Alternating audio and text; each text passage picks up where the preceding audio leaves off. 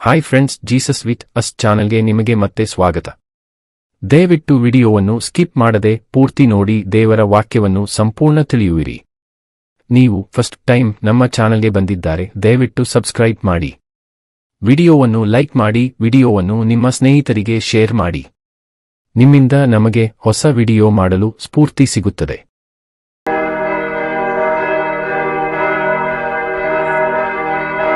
ಜ್ಞಾನೋಕ್ತಿಗಳು ಅಧ್ಯಾಯ 9.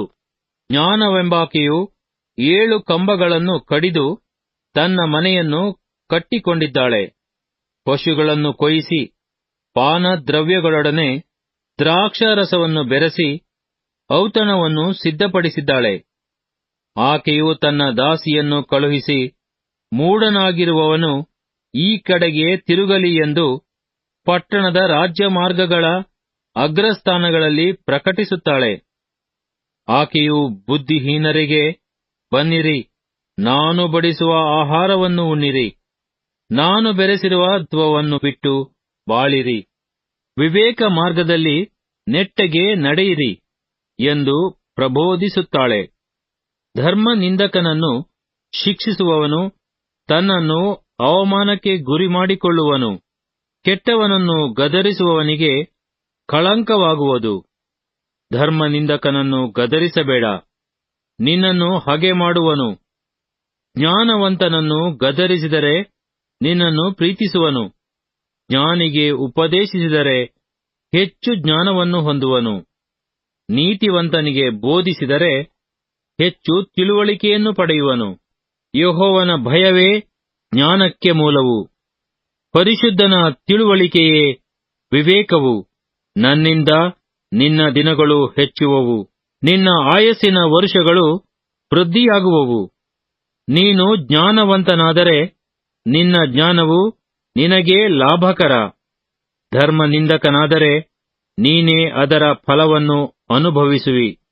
ಅಜ್ಞಾನವೆಂಬವಳಾದರೋ ಕೂಗಾಟದವಳು, ಮೂಢಳು, ಏನೂ ತಿಳಿಯದವಳು.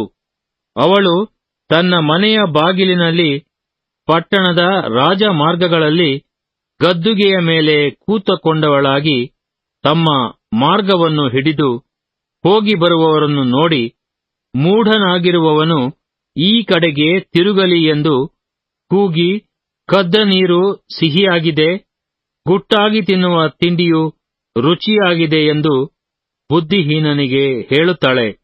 ಆ ಮನೆಯು ಪ್ರೇತ ನಿವಾಸವೆಂದೂ ಅವಳ ಅತಿಥಿಗಳು ಅಗಾಧ ಪಾತಾಳದಲ್ಲಿ ಬಿದ್ದಿರುವರೆಂದೂ ಅವನಿಗೆ ತಿಳಿಯದು. ಜ್ಞಾನೋಕ್ತಿಗಳು ಅಧ್ಯಾಯ 10. ಸೊಲೊಮೋನನ ಜ್ಞಾನೋಕ್ತಿಗಳು. ಮಗನು ಜ್ಞಾನಿಯಾದರೆ ತಂದೆಗೆ ಸುಖ, ಅಜ್ಞಾನಿಯಾದರೆ ತಾಯಿಗೆ ದುಃಖ. ದುರ್ದ್ರವ್ಯವು ವ್ಯರ್ಥ, ಧರ್ಮವು ಮೃತ್ಯುವಿನಿಂದ ರಕ್ಷಕ. ಯೆಹೋವನು ನೀತಿವಂತನನ್ನು ಹಸಿವೆಗೊಳಿಸನು, ದುಷ್ಟನ ಆಶೆಯನ್ನು ಭಂಗಪಡಿಸುತ್ತಾನೆ. ಜೋಲುಗೈ ದಾರಿದ್ರ್ಯ, ಚುರು ಬುದ್ಧಿವಂತನು.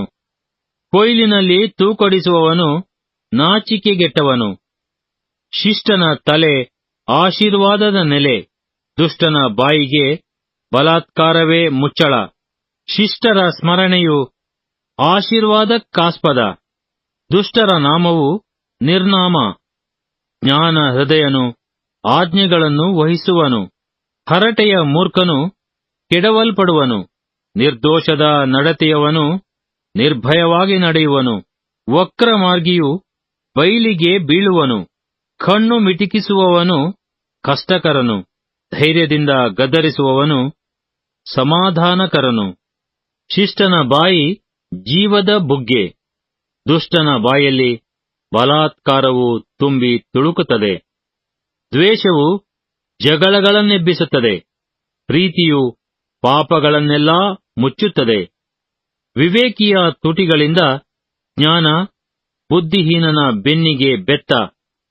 ಜ್ಞಾನಿಗಳು ತಿಳಿದ ಸಂಗತಿಯನ್ನು ಹೊರಪಡಿಸುವುದಿಲ್ಲ, ಮೂರ್ಖನ ಭಾಷಣ ಸಮೀಪನಾಶನ. ಐಶ್ವರ್ಯವಂತನಿಗೆ ಐಶ್ವರ್ಯವು ಬಲವಾದ ಕೋಟೆ, ಬಡವನಿಗೆ ಬಡತನವು ಅಳಿವು. ಶಿಷ್ಟನ ದುಡಿತ ಜೀವಾಸ್ಪದ, ದುಷ್ಟನ ಆದಾಯ ಪಾಪಾಸ್ಪದ. ಶಿಕ್ಷೆಯನ್ನು ಕೊಳ್ಳುವವನು ಜೀವದ ಮಾರ್ಗವನ್ನು ತೋರಿಸುವನು. ಗದರಿಕೆಯನ್ನು ಕೈಕೊಳ್ಳದವನು ಸನ್ಮಾರ್ಗದಿಂದ ತಪ್ಪಿಸುವನು. ಹೊಟ್ಟೆಯಲ್ಲಿ ಹಗೆಯನ್ನಿಟ್ಟುಕೊಂಡವನು ಸುಳ್ಳುಗಾರ. ಚಾಡಿಗಾರನು ಜ್ಞಾನಹೀನ. ಮಾತಾಳಿಗೆ ಪಾಪ ತಪ್ಪದು. ಮೌನಿಯು ಮತಿವಂತ. ಶಿಷ್ಟರ ನಾಲಿಗೆ ಚೊಕ್ಕ ಬೆಳ್ಳಿ. ದುಷ್ಟನ ಹೃದಯ ಹುಲ್ಕಡ್ಡಿ. ಶಿಷ್ಟರ ಭಾಷಣ ಬಹುಜನ ಪೋಷಣ. ಬುದ್ಧಿಯ ಕೊರತೆ ಮೂರ್ಖರ ನಾಶನ. ಯೆಹೋವನ ಆಶೀರ್ವಾದವು ಭಾಗ್ಯದಾಯಕವು, ಅದು ವ್ಯಸನವನ್ನು ಸೇರಿಸದು. ಅವಿವೇಕಿಗೆ ಕುಯುಕ್ತಿ ವಿನೋದ, ವಿವೇಕಿಗೆ ಜ್ಞಾನ ವಿನೋದ. ದುಷ್ಟನಿಗೆ ಶಂಕಿಸಿದ್ದೇ ಸಂಭವಿಸುವುದು, ಶಿಷ್ಟನಿಗೆ ಇಷ್ಟವೂ ಲಭಿಸುವುದು.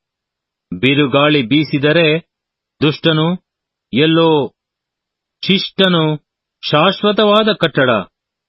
ಹಲ್ಲುಗಳಿಗೆ ಹುಳಿಯೂ ಕಣ್ಣುಗಳಿಗೆ ಹೊಗೆಯೂ ಹೇಗೋ, ಯಜಮಾನನಿಗೆ ಸೋಮಾರಿಯೂ ಹಾಗೆ.